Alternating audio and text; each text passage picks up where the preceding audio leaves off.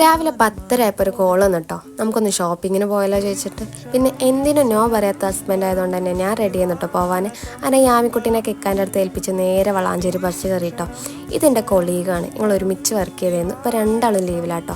ഞങ്ങൾ ഇടക്കും തലക്കൊക്കെ കാണാറുണ്ടായിരുന്നു, പക്ഷേ ഇപ്പോൾ കുറേ ആയിട്ട് ഞങ്ങൾ മീറ്റ് ചെയ്തിട്ടുണ്ടായിരുന്നില്ല.